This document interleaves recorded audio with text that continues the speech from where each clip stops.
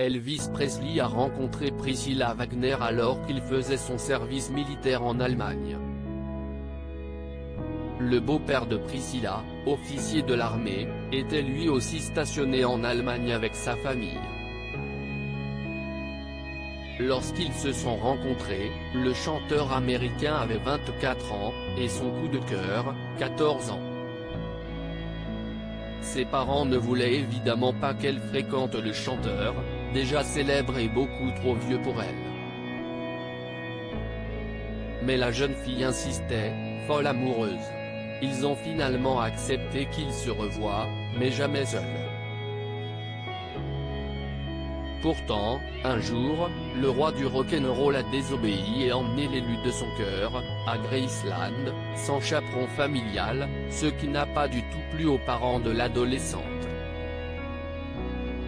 Furieux, les parents de Priscilla lui ont posé un ultimatum, soit il épouse leur fille, soit il porte plainte pour détournement de mineurs.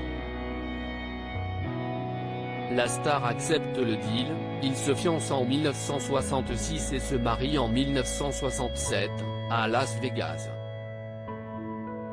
Certains témoins disent que l'interprète de Can't Help Falling in Love était très contrarié de se voir obligé de se marier, mais d'autres prétendent qu'il était ravi et qu'il était très heureux. Ensemble, ils ont eu une fille, Lisa Marie Presley, née en 1968, et qui épousera plus tard un autre roi de la pop, Michael Jackson. Pourquoi Elvis et Priscilla Presley ont-ils divorcé? Le couple n'a pas fait long feu, ils se séparent en 1972 et divorcent en 1973. En cause? Les nombreuses infidélités d'Elvis Presley, qui trompait sa jeune épouse à chaque fois qu'il était en tournée. Lassée, cette dernière a préféré faire ses valises.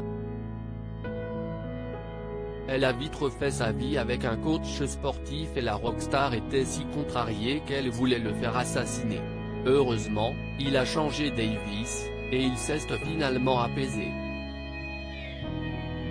Les deux anciens époux sont restés très proches pour élever leur fille Lisa Marie, et sont sortis main dans la main du tribunal après leur divorce.